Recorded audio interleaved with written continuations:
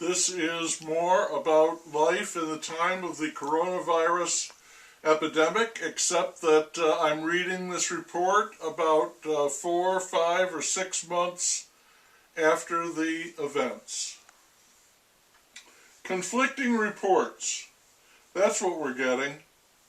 On masks, on spreading the virus in large groups with no distancing, on just about every parameter and policy there is.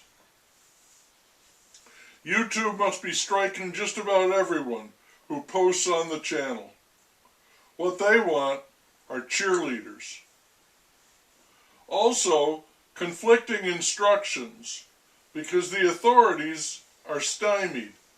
They do not know what to do, although they talk around that and will not admit it. I have heard that 1/3 of the Louisville Police Department has left that work, and it is proving to be extremely difficult to replace those people. Also in Louisville and other large urban areas, crime is up and violent deaths are up and arrests are down. The police only get involved when it is unavoidable and absolutely necessary.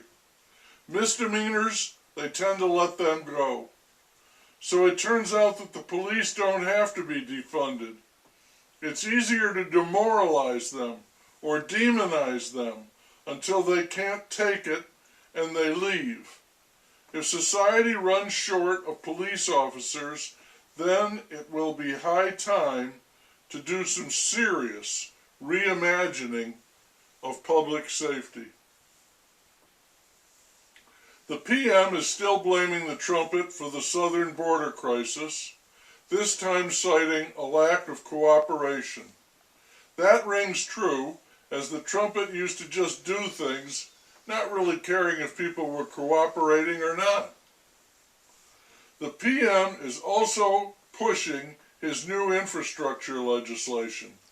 He's saying it is really a massive re-employment act. This is a tough one for me. I think that infrastructure should be a top, if not the top, national priority. And yes, maybe some jobs would be created, maybe a lot of jobs. But I think that a lot of the money, probably most of it, would go to projects other than critical bridges, roads, crumbling tunnels, buildings, etc. Even worse is the price for this. The PM puts it at $2.3 trillion, and most of that would be sloughed off onto the debt. So it's more imaginary money, the kind the PM thinks is limitless. But he's making it up, and he will never run out of it. That's because he's making it up, and he will never run out of it. So spend, spend, spend, and boast about all of the wonderful things he is causing. The way he preens over the vaccines. In both of these, the police and the infrastructure, there is a devastating riptide underneath, while on the surface it looks like reform and reconstruction are being happily accomplished. The big news in the epidemic is people refusing to get vaccinated. They're running ads and making it very available, walk-ins welcome, free coffee and donuts, and they still cannot get people to come. We will not reach herd immunity, they say. You are being selfish, they say. But some people are just not interested. The question now is, will they at some point force people to get the vaccine, and what point exactly will that be?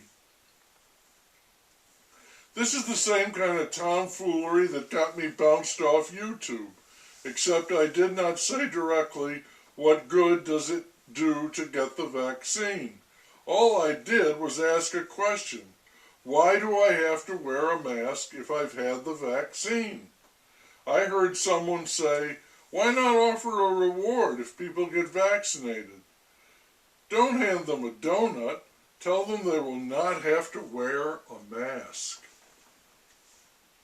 I would say that we have arrived at some kind of social standoff here, with those who are going gung-ho about the vaccines and those who are willing to go along with it, to those who have doubts about them and those who are indifferent to them and to all health policies, and those who are firmly opposed to the vaccines and, most likely, the government agencies pushing them.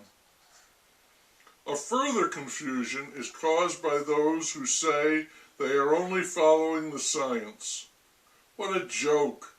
It's like the science around climate change. Everyone has their own science, and everyone is sure they have got it right.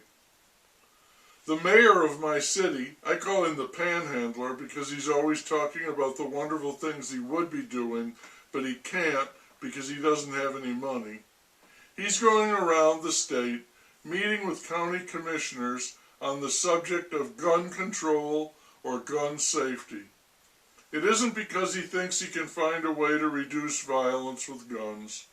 It's because he wants to find a way to spread his name around the state, giving him a much wider base of name recognition when he runs for governor. Again, the push for vaccines. The PM and the field mouse are trying to provide little bonuses and incentives to get people to accept the vaccines. For young people, if you get the shots, you can play any sport you want with no mask. This ploy might succeed if the field mouse throws in a slice of his wife's pie.